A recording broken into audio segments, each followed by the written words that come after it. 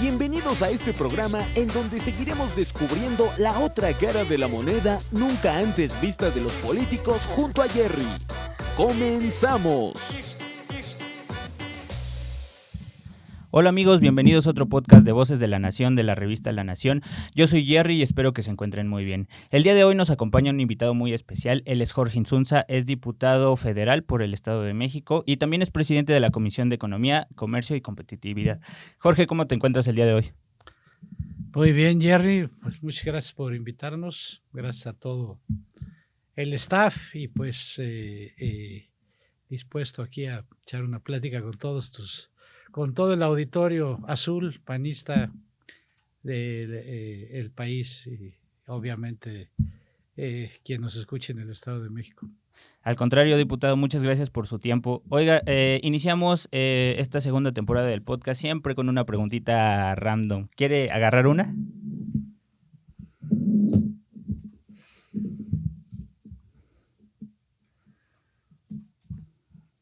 ¿Es una sola o ya agarré varias? Una, creo. Es una. A ver qué dice. ¿Rock, cumbia o banda? ¿Qué le gusta más? Pues yo soy de la época del rock. ¿Del rock and roll? Del rock and roll. La cumbia me gusta mucho, pero soy re malo para bailar. Y pues la banda es lo más popular, pero sí. Fíjate que a mí no le agrada tanto. Me gusta más la cumbia. Okay. Y pues yo soy de la época del rock, me tocó prácticamente un poco desde los Beatles hasta el día de hoy, ¿no? Claro. Que el rock ha sido la base de prácticamente de toda la música moderna. El pop también me gusta, pero pues del rock han surgido una serie de variantes para todos lados, claro. Pero en general siempre me gustó el rock y la cumbia se me hace que tiene mucho ritmo, me gusta, pero necesito tomar unas clases ahí para bailar. Para desarrollar mi talento en la cumbia. Yo era malísimo para bailar y bueno, ya sabe que en la familia te enseñan y así, pero lo disfrutas mucho cuando te pones a bailar, aunque no sepas y te mueves, está muy padre. ¿Le gusta el rock en español o tiene alguna banda favorita? En general, tanto el rock en español como el rock el rock así ya muy pesado y eso ya no tanto. Okay. Hay grupos que pues en mi época se me hacían muy pesados y con el tiempo pues ahora son suavecitos, ¿no? Sí, claro. Y hay otros que se me hacen demasiado estridentes, no sé. No todo el rock me gusta, pero en general tanto el rock en español como el rock inglés, británico, sí. Los dos me han gustado siempre. ¿Su canción favorita? Híjole, pues tengo varias, pero me gustaba mucho los Rolling Stones y de los Rolling Stones hay varias canciones que me gustan. I Can Get No es un clásico. Me gustaba un músico que se llamaba Billy Idol. Ah, buenísimo. Acaba de venir hace poco, me parece. Ah, ¿sí vino a México? Sí vino a Fíjate, México. no supe y lo hubiera ido a ver si hubiera sabido. No sé si tiene poco que vino. Tiene como 3 años, 2, algo así. Entonces, pues, porque estoy muy lejos ya de enterarme de quién viene, quién no. Sí, claro. Pero me gustaba mucho Billy Idol. Y siendo yo muy chamaco, había un programa que se llamaba Orfeón Agogó. Claro. Cuando nada más había prácticamente 2 canales de televisión, el 2 y el 4, y luego vino el 5. Okay. Y me acuerdo que todos los viernes había un programa de rock en español que se llamaba Orfeón Agogó. Okay. Y de ahí surgió pues casi todos, Enrique Guzmán, Alberto Vázquez, los grupos el Tri nace, había un grupo que se llamaba Three Souls in My Mind y de ahí después se creó el Tri, pues de Me acuerdo de muchos grupos, ¿no? Mickey Laure, que era un grupo Claro. de Johnny Dynamo. Claro. Cosas de hace 60 Claro. años, yo creo. Ese programa era como su Spotify ahora, ¿no? O sea, les mostraban cosas y se empezaban a conocer más Es que era el los programa, músicos. era básicamente el programa donde en aquella época pues solo había discos, Sí, y el disco era de un, digamos, no generalizado, o sea, no toda la gente tenía tocadiscos, claro. se fue generalizando poco a poco. Entonces en la televisión lo que veías pues eran los artistas Claro. más populares de la época, y pues me acuerdo ahí de Popotitos, todo eso, Sí.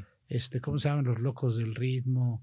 Acabo de estar en un programa con el de los Locos del Ritmo, y estuvimos platicando precisamente de esto, pero ya, de esto, de los de 50 para acá no tienen ni idea de lo que le estamos hablando. Probablemente ni los de 55, de 60 para arriba, yo creo que sí saben de lo que era Orfeón Agogó en su época. Pero de ahí nació todo lo que es el rock en español. Sí. De ahí vienen todos los artistas, digamos, que hicieron época, ¿no? Sí. Angélica María, todos ellos. Claro. Y me gustaba también, pues, en esa época estábamos esperando los viernes para ver Orfeón Agogó. Claro. Sí, no, pero está padre recordar cómo eran esas cosas, y a los que no saben, pues que sepan, ¿no? De dónde, cómo surgieron todas estas cosas. Diputado, también queremos saber más de usted, como de su historia. Tiene una larga trayectoria en el PAN. Para los que no lo conocen, me gustaría que platiquemos un poquito de ella de forma rápida, y también saber cómo era usted en su juventud, por qué le atrajo el PAN, en qué momento se acercó al PAN, qué estudió, qué hacía en su juventud, le gustaban los deportes. Pues mira, siempre fui, digamos, muy interesado en la política. Ok. Traté de estudiar Derecho y me cambié a Ciencias Políticas. Ok. Y acabé la carrera de Ciencias Políticas. Uh-huh. Siempre me interesó la política. Sí, me gustaban muchas cosas, los deportes. Me gustan mucho hasta la fecha. ¿Jugaba algún deporte Pues toda la vida me gustó mucho el fútbol, soccer. Okay. Como dice Samuel García, y cuando me castigaba mi papá me llevaba a jugar golf. Siempre me gustó el fútbol, siempre fui pues participante en los equipos de fútbol. ¿Qué posición jugaba? De la escuela. Pues a través de los años, todo, fui portero, fui defensa, fui delantero, o sea, sí. Jugué muchos años. Okay.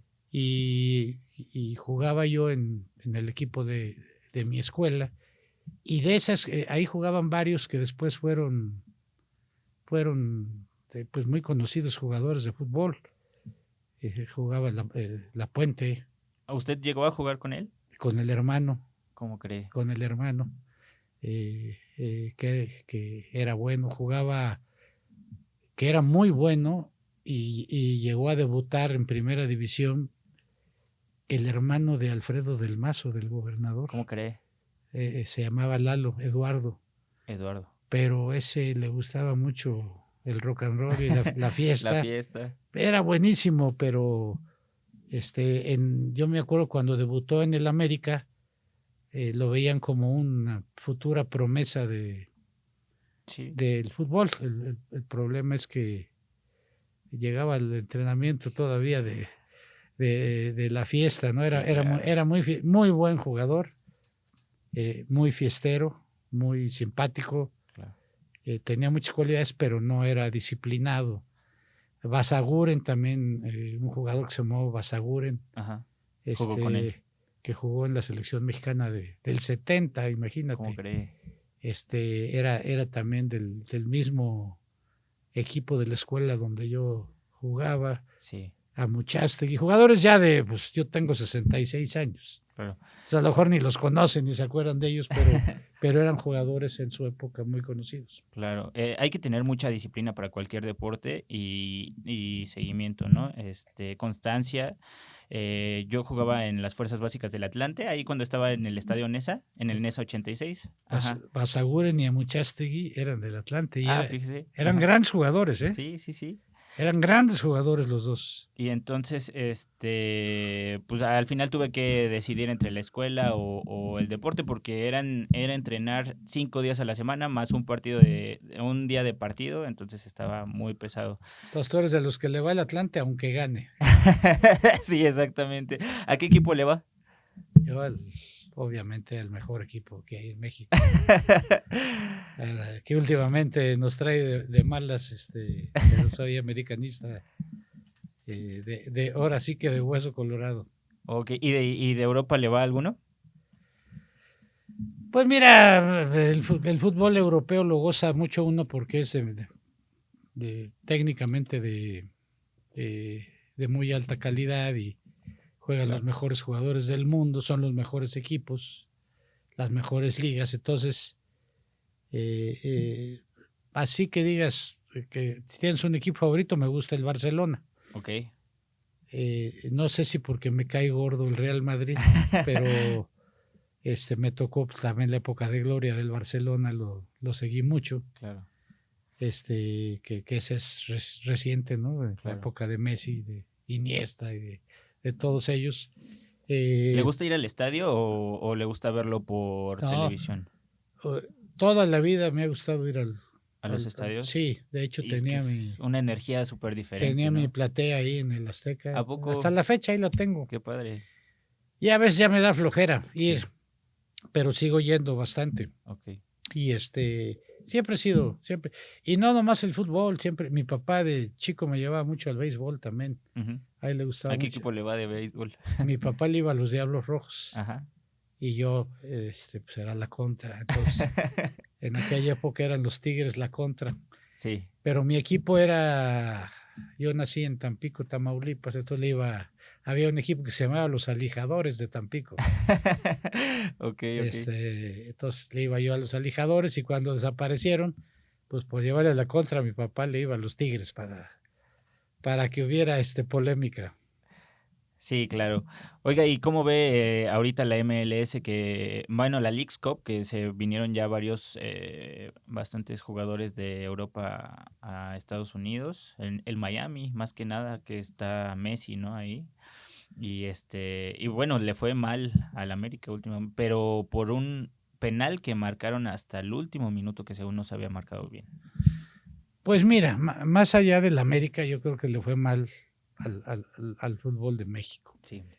Y lo que creo es que es un castigo a las forma como se maneja el fútbol en México. En México ha venido decreciendo la calidad del fútbol y han ido prevaleciendo los intereses económicos. Claro. Entonces, cuando tú tienes una liga donde juegan 9 jugadores extranjeros, pues ¿qué jugadores mexicanos pueden salir de calidad? Claro. Sí, yo he escuchado argumentos de algunos dirigentes que dicen es que el que juega es porque tiene que ser mejor que el extranjero, lo cual me parece absolutamente un argumento basura. Si no les dejas jugar, ¿cómo van a...? Claro. Y la otra es que es un negocio, porque traen jugadores argentinos, uruguayos, que les cuestan poco dinero, y el que le sale bueno se lo venden al Monterrey, al América, a los Tigres en $10 millones, 8 o 7 millones. Entonces lo que hacen es un negocio, un vil negocio, y lo que están sacrificando es a los jugadores mexicanos que están en la banca. Y el otro argumento que dicen es que el Real Madrid, por ejemplo, tiene 8 o 9 extranjeros. Nada más que los jugadores españoles, a diferencia de los mexicanos, pueden jugar en 37 países de la Comunidad Económica Europea como jugadores nacionales. Entonces hay españoles a donde tú vayas, en Inglaterra, en Francia, en Turquía, en Chipre, en Suecia, el jugador español juega como nacional. Claro. No tiene ficha de extranjero. Entonces tienen un una posibilidad de desarrollo enorme. Y utilicé un mal ejemplo porque los españoles tienen sus ligas, es muy fuerte, la segunda, la tercera, todo.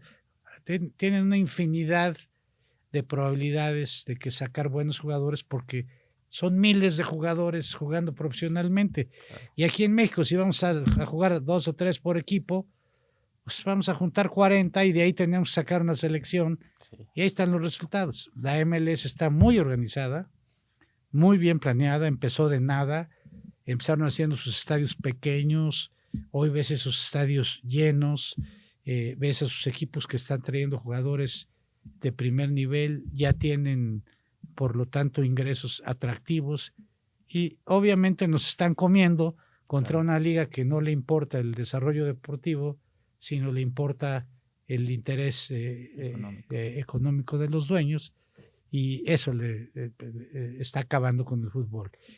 Y creo que no se han dado cuenta que en la medida que el jugador mexicano crezca, tu liga crece, los venden más caros al extranjero, y pueden generar una ruta como los argentinos o los brasileños, que tienen jugadores extranjeros, pero la mayoría son jugadores nacionales y son una máquina de producir jugadores tanto brasileños como argentinos.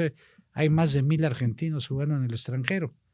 Nosotros tenemos 5 o 6 y llenamos el periódico de la nota de 5 o 6 jugadores, mientras aquellos son campeones del mundo. Totalmente de acuerdo. Es la diferencia. Totalmente de acuerdo, diputado. Hay pues checar el dato porque sí hace falta más priorizar el desarrollo deportivo de los mexicanos. Pero regresando al tema de su historia, diputado, fue antes presidente del PAN en el Estado de México. Yo pude ser consejero en su gestión, tuve la oportunidad de ser consejero. Y antes de esto, para los que no conocen tanto de su trayectoria, nos quisiera platicar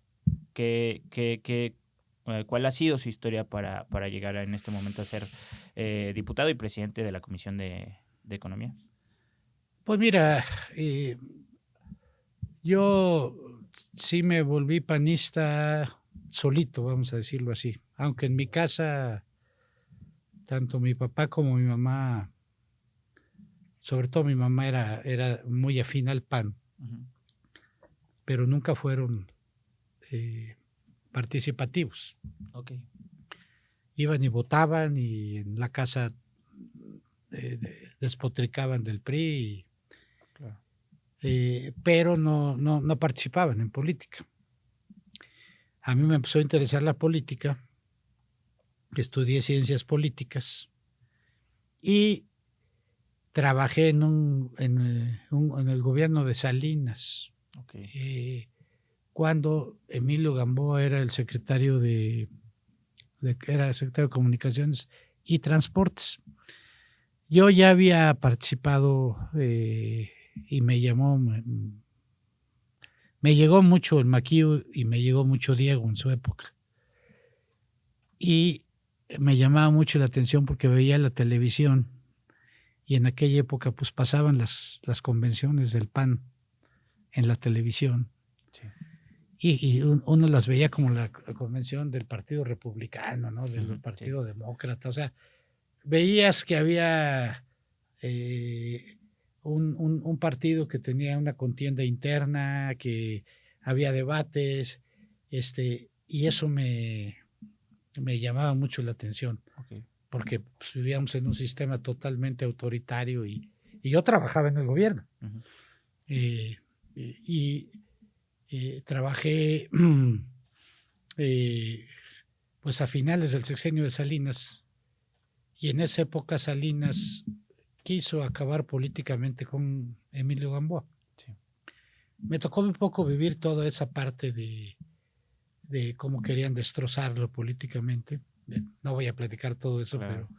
pero es una historia de cómo usaban el poder para acabar con Emilio Gamboa.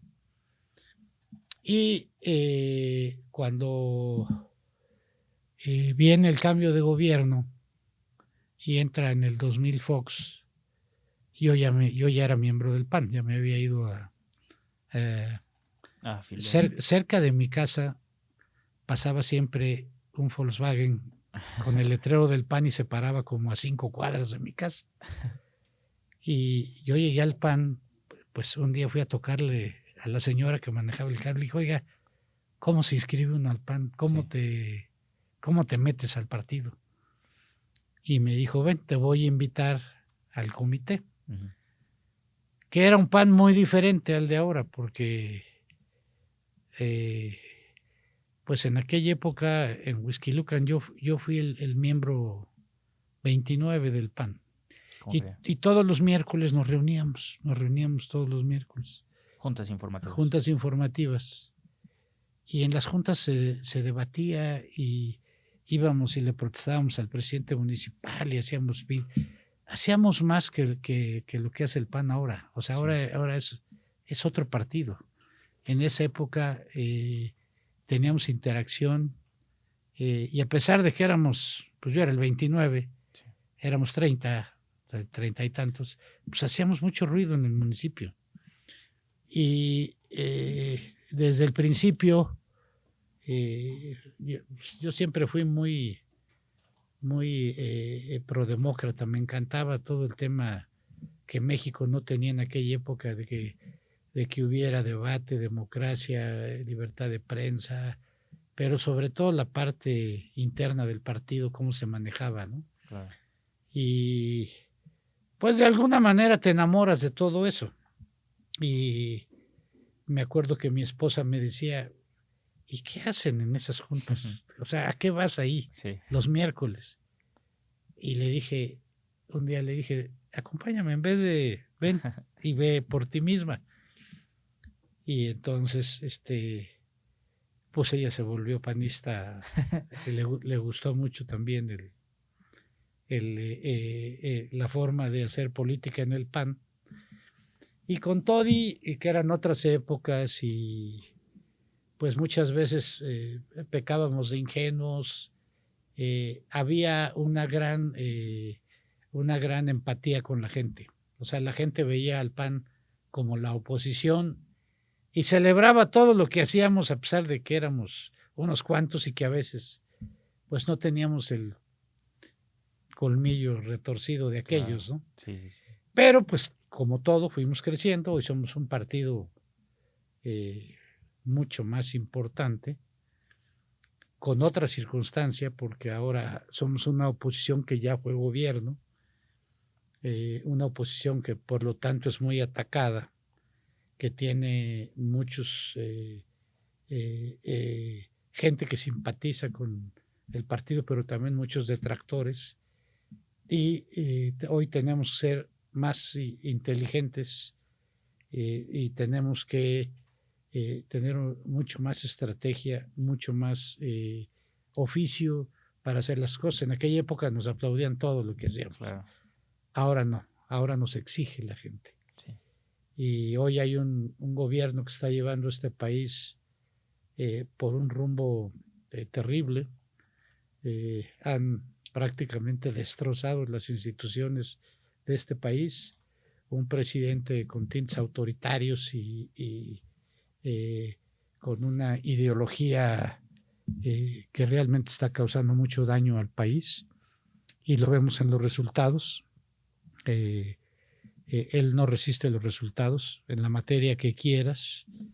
México tiene resultados muy lamentables en la materia que quieras, en salud, en economía, en seguridad, en combate a la pobreza. O sea, parámetro que ves es negativo. Sí. Vamos hacia abajo, ¿no? Entonces, creo que el PAN es hoy la opción que tiene el pueblo de México a través de la alianza, a través de la estrategia política que se defina, pero quien puede liderar una visión de cambio de un país moderno, de un país con visión a futuro, de un país con apertura a la inversión, de un país que pueda generar riqueza, creo que es el PAN. Desgraciadamente, lo que necesita México también es que haya justicia social. Tenemos muchos pobres, que es lo único que le he oído a Noroña en 10 años, que me gustó cuando le dijo a López Dóriga: no puede ser que un mexicano tenga 90,000 millones de dólares, no es lo que tiene, pero eso dijo Noroña, y que haya millones de gentes que no pueden comer 3 veces al día. Esa es la parte en donde tenemos que encontrar una fórmula, ¿sí? Y el PAN tiene que tener una oferta política que nos permita que el pueblo de México viva bajo mejores condiciones. Diputado, creo que en esta gestión lo que se ha priorizado es generar dos bandos, generar una guerra entre dos bandos, entre pobres y los que tienen más o más oportunidades. Y creo que al presidente le ha gustado mucho generar más pobres, ¿no? Según él, se preocupa por ellos, pero no hace nada para que salgan de pobreza. Es decir, ha implementado políticas para que sean más, no para darles las herramientas para que no estemos de esa manera. Y ahora en este momento a todos nos está costando más vivir, ¿no? Entonces, tú justamente eres el presidente de la Comisión de Economía, Comercio y Competitividad. Quisiera que nos contaras un poquito rápido de a qué se dedica o qué hacen en esta comisión, y después de las cosas que traen entre estos asuntos. Bueno, la primera parte de tu pregunta, respecto a esa parte, la polarización es una estrategia política. Precisamente por la falta de resultados, es la división en bandos de buenos y malos, sí, chairos y fifís, pobres, ricos, como la quieras poner. Y él se pone del lado de donde más gente hay, ¿sí? Claro. Él dice los de arriba, como si él fuera... Aunque ni él ni su familia están sí, o sea, ahí, ¿verdad? No, pero él se incluye y polariza y divide precisamente para tener gente a su favor, para decir yo soy de este bando, porque si la polarización evita o le da lo que le llaman el teflón de los resultados, ¿sí? Claro. Si tú tienes un país que ha gobernado por 5 años y sigue echándole la culpa a Calderón de lo que pasa en este país, sí, claro, pues es francamente mediocre. Francamente es una conjunto de pretextos, y si vas y escuchas el fundamento, pues todo es ustedes los corruptos que se han robado todo, ustedes los corruptos que acabaron con México, pero no defienden ninguno de sus políticas de gobierno, porque en todas han fracasado. Claro. ¿Cómo puedes defender la seguridad cuando cada vez es más preocupante lo que está sucediendo en México? No solamente estamos hablando de los 166,000 o ya casi 70,000 muertos que ven en el sexenio. Claro. Estamos hablando de la vida diaria de los mexicanos, donde vemos cada vez que más negocios son víctimas de extorsión. Es inaceptable lo que ha pasado en Guerrero, que lleguen los grupos del crimen organizado a quemar las combis del transporte con gente adentro, con los choferes adentro, sí, los queman vivos porque no pagan una cuota de... Eso es inaceptable, ¿sí? Y no podemos nosotros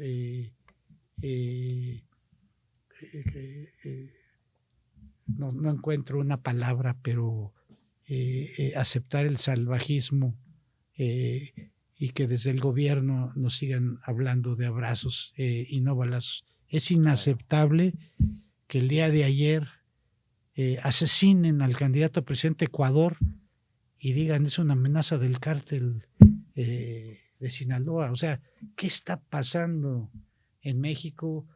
¿Cuánta parte del territorio nacional está controlado por el crimen organizado? Entonces, somos el país, el cuarto país del mundo con más muertos por la manera como se gestionó la pandemia. Claro. Es inaceptable también. Y hoy México tiene, dentro de todo este drama que estamos viviendo, oportunidades que yo creo que es donde nosotros podemos, como partido político, hacer una oferta diferente a los electores. ¿Por qué? Porque hoy muchas empresas mundiales e internacionales quieren venir a México. ¿Por qué razón? Porque la guerra comercial entre China y Estados Unidos ha retirado a las empresas las inversiones, sobre todo norteamericanas, pero también europeas, de esa parte del oriente de Asia, y quieren relocalizarlas, como le llaman, hacia el mercado norteamericano. Y México tiene una posición privilegiada. Entonces, hay una gran oportunidad de generar inversión. Hay una gran oportunidad de traer mucha industria a México. ¿Pero por qué la industria piensa tanto venir a México? Pues por los mensajes que ha dado este gobierno, ¿sí? El primer gran mensaje es el aeropuerto cancelado, el nuevo aeropuerto internacional de la Ciudad de México. La inestabilidad. Acabo de estar en Estambul. Uh-huh. El aeropuerto de Estambul es el aeropuerto, arquitectónicamente hablando, que iba a ser, o que es un aeropuerto gemelo del aeropuerto que iba a construirse en México. Okay. Y cuando tú ves el potencial que ha generado ese aeropuerto, es decir, el aumento en el número de turistas de Turquía, el aumento de su comercio, de sus relaciones comerciales, el número de pasajeros que maneja ese aeropuerto, el que la línea aérea turca haya crecido y esté entre las 10 más importantes del mundo. Leí en una revista que estaba entre las 5 líneas aéreas del mundo que mueven más turismo, y todo pasa por Turquía. Y Turquía es uno de los países que ha superado a México en el total de su producción, en su Producto Interno Bruto total, es decir, la economía turca, con muchos menos habitantes que nosotros, muchos menos, estamos hablando de un diferencial de 4 o 5 a 1. La economía turca ya superó a la economía mexicana. En la clasificación de la OCDE, de la Organización Internacional de Comercio, Organización de Economía a la cual México pertenece, donde están las 37 economías más importantes del mundo. México empezó este sexenio en el lugar 12, hoy somos, creo que estamos ya en el lugar 16, y precisamente el país que nos superó recientemente fue Turquía. Entonces, ¿por qué doy este ejemplo? Porque este es un ejemplo de lo que las malas decisiones generan en un país. En realidad lo que está pasando en México es que toda esta ideologización, toda esta polarización, toda esta política de gobierno, te la puedo traducir en una palabra. ¿Cuál sería? Pobreza. ¿Por qué hay más pobres? Esa es la pregunta. Si es un gobierno que dice defender a los pobres, si hay una gran parte del presupuesto se va a los programas sociales, ¿por qué entonces está aumentando la pobreza? ¿Por qué está bajando el nivel? Somos el último lugar en el nivel educativo de la propia OCDE.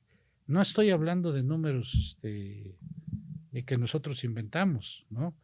El número de pobres, cómo aumentó la pobreza en México, pues es del Coneval, o sea, claro, es una institución del Estado, no son números que nosotros estemos inventando. Entonces, eso es lo que nosotros como partido creo que tenemos que buscar.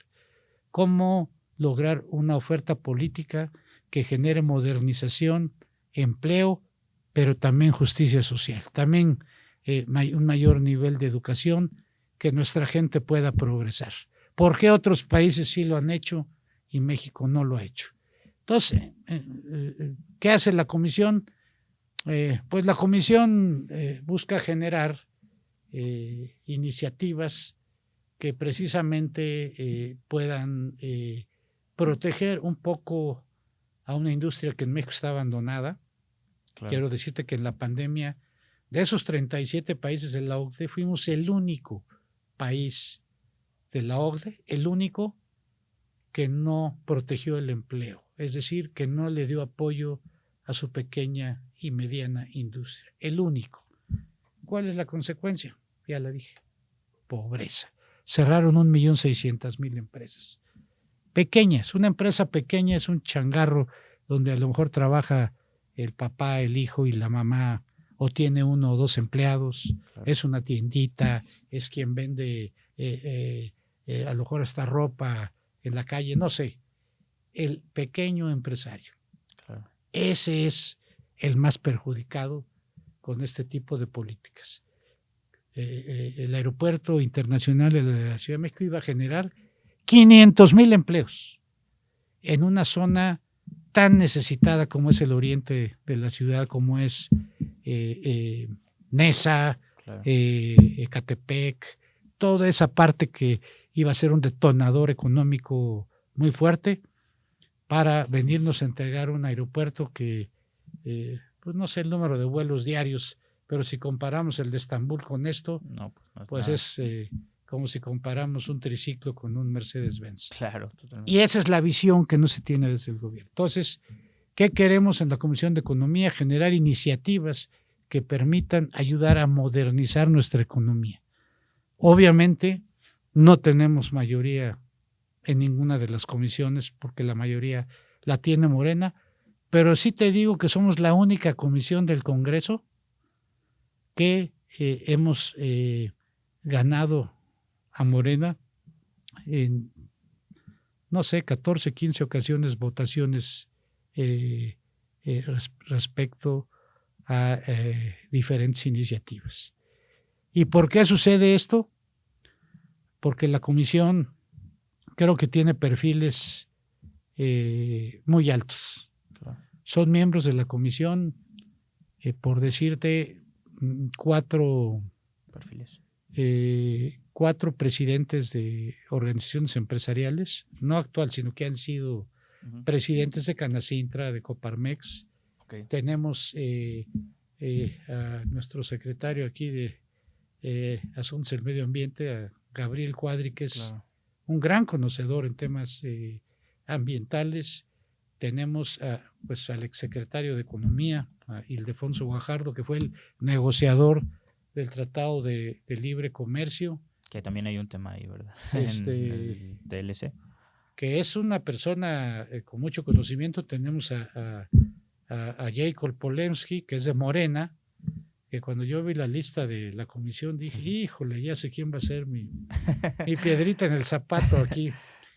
Y hoy le tengo que reconocer que ha sido de gran ayuda, porque es una mujer que piensa en el país y que en ocasiones ha votado, después de hacer un análisis de las iniciativas, y ha votado con México, no con Morena. Claro. Inclusive se ha llevado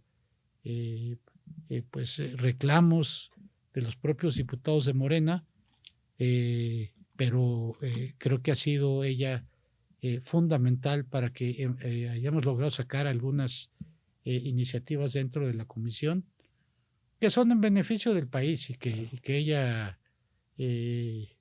pues ha sido artífice, porque ha convencido a algunos de los diputados morenistas de tener esta opinión. Y también creo que esto ayuda a que en la comisión pues tengamos un debate de altura. Por eso cuando nos mandan algún talibán ahí a querer alborotar, sí, pues luego se quedan callados, porque el nivel de debate es muy alto. Pues a veces no les alcanza, ¿no? O sea, dice, ya mejor me callo, porque aquí se discute con argumentos, se discute con fundamento, y yo estoy la verdad, pues muy orgulloso de lo que se ha alcanzado en la comisión. Inclusive, antes de la llegada de Raquel Buenrostro, cuando estaba la secretaria Tatiana Cloutier, era la comisión con más dictámenes aprobados en el Congreso. Okay. Con más, o sea, era la comisión, digamos, con mayor productividad en cuanto a dictámenes. A partir de la llegada de Raquel Buenrostro se ha detenido un poco porque ha sido la política de cero tolerancia con la oposición, ¿no? Sí. Por más beneficioso que sea un dictamen, si viene de la oposición, no, lo vamos a votar en contra. Sí. Y aún así hemos logrado algunas cosas y creo que la secretaria pues tiene también que pensar que no todo es las elecciones del 2024, que podemos generar iniciativas de beneficio para el país, y yo espero que así sea. A final de cuentas, nosotros estamos ahí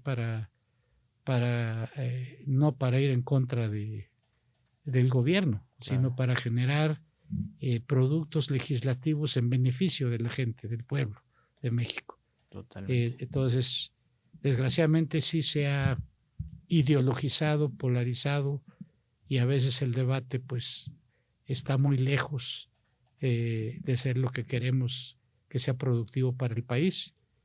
Pero creo que el grupo parlamentario del PAN en general, no nada más la comisión, hemos sido un grupo muy combativo y un grupo que ha tenido la razón ya en muchas ocasiones.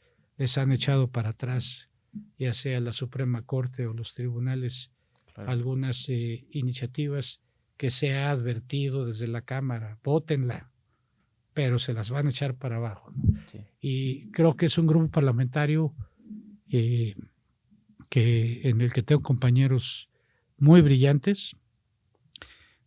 Yo quiero hacerle un reconocimiento al coordinador porque ha sabido mantener la unidad del grupo. Es un hombre con mucho oficio político, con talento, Jorge Romero. Claro. Y para mí ha sido, te voy a decir sorprendente porque yo no lo conocía ya en plan de trabajo. Okay. Me gusta mucho cómo dirige al grupo y nunca ha sido palero de nadie. No quiero ser palero de Jorge, sino quiero reconocerle su capacidad, su talento y su manejo del grupo. Y también reconocer que hay perfiles muy valiosos en el grupo parlamentario del PAN, muy valiosos. No voy a dar nombres porque se me van a olvidar algunos y voy a mencionar a otros. Pero es un grupo que en el tema que quieras, en el tema que se debata, tiene gente de primer nivel, ya sea en comisiones o en tribuna, haciendo posicionamientos que creo que ponen a veces muy nerviosos a los compañeros de Morena. Totalmente. Y que en el debate el PAN ha sido un partido muy participativo, pero sobre todo con mucha contundencia y con argumentos muy sólidos. Creo que se debate con calidad.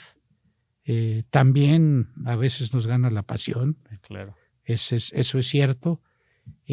Pero ha sido un grupo parlamentario, desde mi punto de vista, que le ha producido mucho al PAN. Claro. Jorge, de verdad muchas felicidades por todo el trabajo que han podido hacer y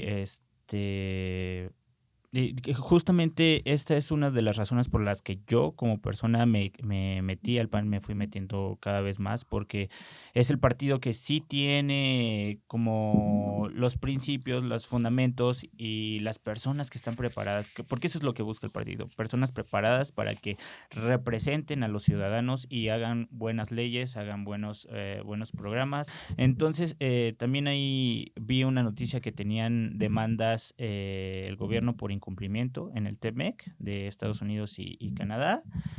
No sé si quieras entrar a eso o también me gustaría entrar, vi también la noticia al tema de Ticketmaster, de las boleteras.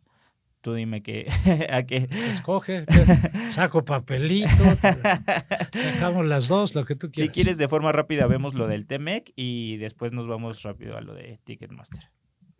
Bueno, mira, del TEMEC, México, este gobierno en especial, sí tiene algunas controversias por incumplimientos y por decisiones unilaterales del gobierno mexicano. Sí. Es decir, a veces son hasta la palabra ocurrencias, ¿no? Un tema que pudiéramos calificar como ocurrencia, pues es el del maíz transgénico. Claro. ¿Por qué ocurrencia? Porque el gobierno mexicano no ha podido fundamentar científicamente, técnicamente, qué es el maíz transgénico y por qué hace daño. Entonces, tenemos una controversia ahí que seguramente vamos a perder y que le puede costar a México millones de dólares de multa. Tenemos controversia en materia, sobre todo, de energía, okay, donde el gobierno mexicano, pues, primero quiso pasar una reforma que no pasó, entonces pasó su plan B energético. Claro.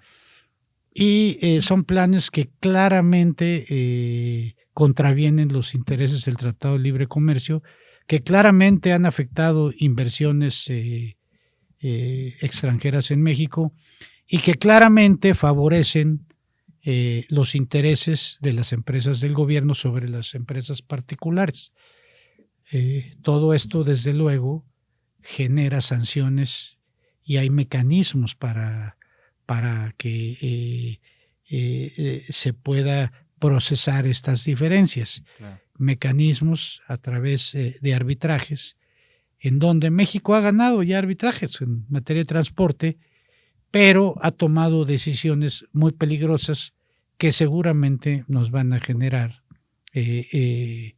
multas económicas y problemas en los términos del propio tratado. Quiero comentarte que aunque todavía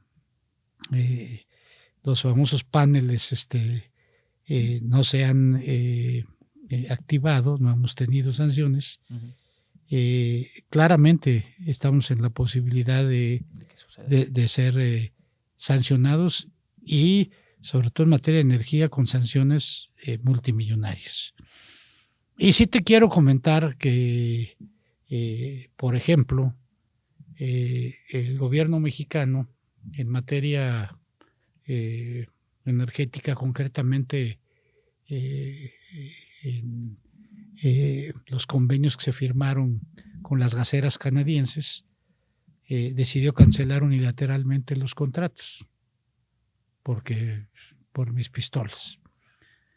Y las empresas canadienses acudieron a la Corte Internacional de Arbitraje en Londres, Inglaterra, y llevamos 2 casos donde México ha sido sancionado, es decir, la Comisión Federal de Electricidad ha tenido que pagar, en la primera fueron como 118, 120 millones de dólares, okay.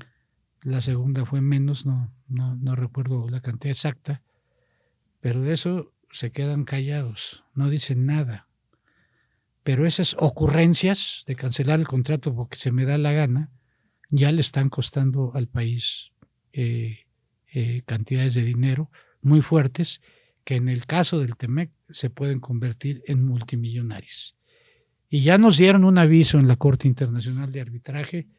Entonces, si México no toma con seriedad y no cumple lo que tiene firmado en el Tratado de Libre Comercio, vamos a ser sancionados, vamos a ser víctimas de sanciones y estas sanciones pueden ser muy costosas para la economía del país y muy costosas también por la gran oportunidad que tiene hoy México de atraer inversión, claro, y que no llega precisamente por este tipo de políticas que lo único que generan entre los inversionistas pues es rechazo y es incertidumbre. Hoy tenemos, hasta donde yo sé, 1,700 empresas extranjeras que quieren invertir en México y que están detenidas porque están observando qué está pasando en México. Y hay inversiones como Tesla que después de negociaciones con el gobierno han entrado al país porque era muy conveniente económicamente para las empresas instalarse en México, pero creo que México no está aprovechando esa gran oportunidad que tiene de inversión. Y parte de esto también es que aunque tuviéramos la apertura, si no modificamos la parte de el régimen de energía, no tenemos capacidad de darle energía a estas empresas. Entonces, hoy la Comisión Federal de Electricidad no tiene ni los recursos ni los medios para poder lograr que tengamos la capacidad de surtir de energía a todas esas empresas que quieren instalarse en México. Vemos los apagones. Es decir, la ideologización de la economía, sí. Estas son las consecuencias. Es muy bonito decir la electricidad es de los mexicanos y la soberanía nacional. Y esto nos hace perder soberanía. ¿Por qué? Porque hoy no podemos competir con otros países que van a aprovechar esas inversiones. Porque hoy Pemex ha perdido, nada más el gobierno invirtió más de 700,000 millones de pesos, le apostó a Pemex y hoy ha tenido que pedir Hacienda 65,000 millones de pesos más para sanear las finanzas de la empresa petrolera que más dinero pierde del mundo. Entonces, qué bonito es decir la soberanía nacional, qué bonito es hablar de que es de los mexicanos el petróleo, pero eso está causando que no tengamos atención a la salud, que no haya escuelas, que no haya carreteras, porque el dinero se está yendo a un barril sin fondo. Y si a esto le sumas que llevamos 5 años y no hemos producido un barril en Dos Bocas, dice un compañero que deberíamos de convertirla en un oleoducto para llevar agua a Monterrey, porque hay mucha agua en Dos Bocas, claro. Pero era un proyecto que iba a costar 8,000 millones de dólares y vamos en 18,000 y no produce un barril. Y sigue aumentando. Sí, el aeropuerto Felipe Ángeles te sale más caro agarrar un taxi de aquí al aeropuerto que el boleto de avión. De avión, no tiene medios de transporte para que puedan llegar, pues no tiene vuelos. Las compañías que se han ido ahí están quebrando porque no hay pasajeros, tiene muy pocos vuelos y tiraron a la basura y tiraron 300,000 millones de pesos en un proyecto que supuestamente por corrupción lo cancelaron, pero no hay una sola persona, ya digas en la cárcel, acusada de corrupción sí. por esa decisión. Entonces, creo que si México sigue incumpliendo con los tratados internacionales, si México sigue tomando decisiones unilaterales, pues vamos a pagar un costo muy elevado, como ya en parte lo hemos estado pagando. Sí, totalmente. Y el otro tema es sí, todo el mundo nos hemos visto afectados. Creo que en algún momento todos hemos querido comprar algún boleto y se acaban en la preventa, en la preventa. Entonces, ¿qué están haciendo en la Comisión de Economía y cómo se puede regular esto o cómo va el tema de las boleteras? Bueno, mira, ya se aprobó el primer dictamen. Okay. ¿Qué características tiene este dictamen? Bueno, en primer lugar quiero decirte que es un dictamen donde recibimos iniciativas de todos los grupos parlamentarios y decidimos generar un solo dictamen con aportaciones de todos los grupos parlamentarios. Entonces, Es un dictamen de la comisión, Okay. más que de uno que otro diputado. Es un dictamen de la comisión, reconociendo la aportación de los diputados que han presentado sus iniciativas, que repito, son del PRI, del PAN, de Morena, de Movimiento Ciudadano, ¿no? O sea, es multipartidista. Entonces lo que decidimos fue generar un dictamen en donde pudiéramos pues encontrar los puntos positivos de las propuestas de cada grupo parlamentario. ¿Cuál es el objetivo de este dictamen? Yo te diría 2 objetivos. Uno, que es el objetivo principal, defender los derechos de los consumidores, Claro. porque los consumidores son víctimas de abusos en estos casos y no tienen defensa, ¿sí? Entonces, si quien emitió el boleto decide no devolverte el dinero, pues ¿cómo te defiendes, no? Sí. El consumidor es así como un testigo que te aplaude, te soba y arréglatelas como puedas, ¿no? Sí, sí, sí. Entonces, lo que se está haciendo con esta iniciativa es, pues, generar las condiciones para que la Procuraduría del Consumidor haga su trabajo. Y antes que llegue esto al consumidor, es que una boletera te devuelva el importe total del boleto, porque luego nomás te devuelven una parte, Sí. con un plazo, o sea, te tienen que devolver el dinero de manera rápida y la totalidad del importe del boleto en caso de cancelación o por causas de fuerza mayor. Claro. Lo que estamos haciendo es generar sanciones para todas aquellas empresas que por alguno u otro motivo hagan un abuso del consumidor. Y la otra parte, que creo que también es interesante, es que tampoco tomemos medidas que generen un costo para las empresas en el sentido de que las haga inviables. Claro. Es decir, había algún diputado que propuso, por ejemplo, que nada más sea el 5% de aumento en el costo total del boleto. Pero cuando te pones a estudiar lo que hay atrás de esto, pues te das cuenta que eso generaría la quiebra de las empresas. ¿Por qué razón? Porque el artista se lleva hasta el 95% del ingreso. Uh-huh. Quien realmente se lleva el ingreso El artista. es el artista. Y México es una ciudad sede de las más importantes del mundo. O sea, aquí llegan los espectáculos más importantes del mundo. Claro.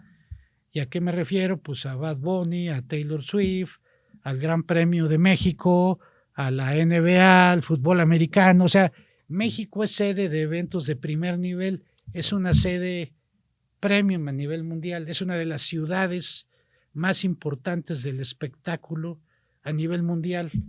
Somos la segunda industria de entretenimiento más poderosa de Latinoamérica.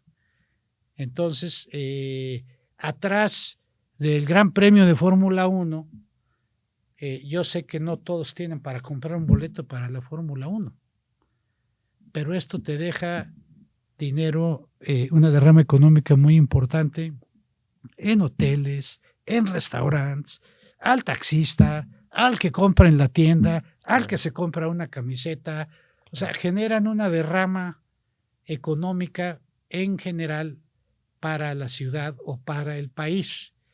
Entonces, cuando tú tienes y ves que México es una ciudad importante, pues tienes que generar las condiciones para que sigamos siendo Claro. una ciudad donde puedas ver a Taylor Swift o pueda haber un Gran Premio de México. Repito, sé que no todos pueden pagar un boleto, pero eso es igual en Nueva York o en París o en Los Ángeles o en Chicago. O sea, hay gente que puede ir y pagar 20,000 pesos por un boleto, pero lo importante es que dejan una derrama a muchos sectores de la economía. Entonces, dan empleo a mucha gente, porque no estamos hablando de Ticketmaster. Claro. Ticketmaster es una boletera.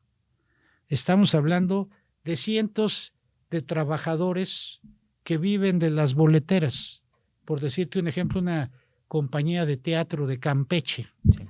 Si ellos no venden boletos a través de la boletería electrónica, pues ellos no venden el 100%, pueden vender a lo mejor la mitad de los boletos, porque hoy la gente, el 60% compra a través de la boletería electrónica. Claro. Estamos hablando de las compañías de danza, de las compañías de conciertos, de música clásica, de los artistas o cómicos que se presentan desde la ciudad de San Luis Potosí o en Chihuahua. O sea, estamos hablando del empleo de muchos artistas. No solo estamos hablando de los de arriba, como dice el personaje. Claro. También estamos hablando de la protección a los artistas. Entonces, tenemos que proteger esa industria. Entonces, tenemos que generar condiciones para que no abusen. Y muchas veces no son las boleteras, son los intermediarios. Claro. Los que le compran a las boleteras, pero te venden en una página de internet. Y ahí, como te pueden vender un boleto bueno, te pueden vender un boleto falsificado. Claro. Te pueden vender con los mismos, ¿cómo se llama? Se me fue el nombre. Sí, el mismo código. Con los mismos códigos te generan 2 boletos. Entonces, cuando llegas a tu lugar, pues ya está ocupado. Sí. ¿No? Entonces, ese tipo de cosas es lo que estamos tratando de frenar. ¿Cómo se van a obligar las boleteras a no cometer abusos, a generarle certeza a quien compra un boleto? Pero al mismo tiempo no podemos echarles todo el peso a una boletera, porque el intermediario o el revendedor pues hizo un acto indebido. De eso no tiene la culpa la boletera. Claro. Pero el cliente dice, Ticketmaster, tal cosa, ¿no? Entonces hay en medio un problema que también tenemos que entrarle, que es la reventa. En México no está legalizada la reventa. En otros países está legalizada, ¿sí?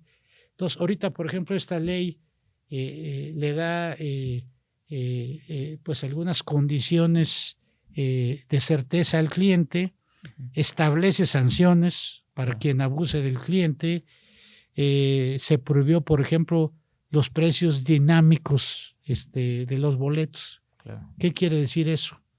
Que si un boleto para ver cualquier espectáculo cuesta 200 pesos y hay mucha demanda, entonces te lo voy a subir a 400. No, eso ya no se puede hacer por ley. ¿Eso aplica también para las fases o...? ¿Cómo que para las fases? Luego hay fases que al principio cuesta un boleto 200 pesos, pero termina costando más cerca del evento. Eso okay. Está prohibido. Okay. O sea, el costo del boleto ahora va a ser el mismo. Sí. Ahora, todavía falta que lo apruebe el Pleno. Claro. Lo aprobó la Comisión. Y quiero decirte que la Secretaría de Economía estaba en contra. Okay. Y a pesar de ello se ganó la votación. El Procurador del Consumidor en contra. ¿Por qué? Porque les implica trabajo. Y no quieren más carga de trabajo, ¿no? Pero ahora quiero que en tribuna expliquen que están en contra del consumidor. Quiero ver cómo le van a hacer. Claro. Entonces, yo creo que la ley puede tener modificaciones cuando llegue al Pleno, pero creo que van a tener la obligación de apoyarla porque la gente está pidiéndolo de esa manera, y espero que no se quede en la congeladora, porque eso sí, pues sería muy lamentable, ¿no? Totalmente. Oye, Jorge, yo me considero una persona que va a muchos eventos. El año pasado fui a más de 22, 23 eventos, conciertos.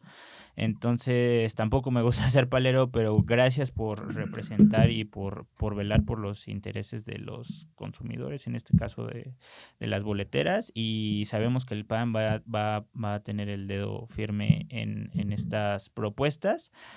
Y pues bueno, ya para ir terminando, nos están viendo y escuchando por todas las redes sociales, por Facebook, por Instagram, por Twitter, por Spotify. ¿Algo que le quieras decir a toda nuestra audiencia? ¿Algo que quieras agregar, Jorge? Pues agradecerles a los que están en esta ocasión platicando con nosotros, mandarle un saludo a todos y desde luego agradecerte, Jerry, agradecerle aquí a Andrés, a César y a todos, se me olvidó el nombre. Sergio. A Sergio, Sergio, ¿verdad? Agradecerles su apoyo y decirles que el PAN está trabajando, que los diputados del PAN es un grupo combativo y de trabajo, y que aunque no tenemos la mayoría, creo que se han logrado algunas cosas positivas. Ahora pues ya estamos inmersos en el tema electoral. Claro. Ya el Frente Amplio entra en una nueva etapa y que tengan confianza. Hay que tumbar este régimen autoritario ideologizado que está empobreciendo a este país, destruyendo instituciones, y en eso pues tenemos que ir todos juntos. Así es que tengamos esperanza, porque creo que vamos a ganar el 24. Muchas gracias de nuevo, diputado, por todo tu tiempo y por venir hasta el set de La Nación, acá en el CEN. Y pues bueno, amigos, nos vemos y escuchamos en el siguiente podcast de Voces de la Nación de la revista La Nación. Hasta la próxima. Gracias. No olvides vernos todos los miércoles a las 19 horas a través de Facebook Live. Recuerda que también nos encuentras en Spotify y Apple Podcast. Gracias por escuchar este nuevo episodio. Nos vemos la próxima.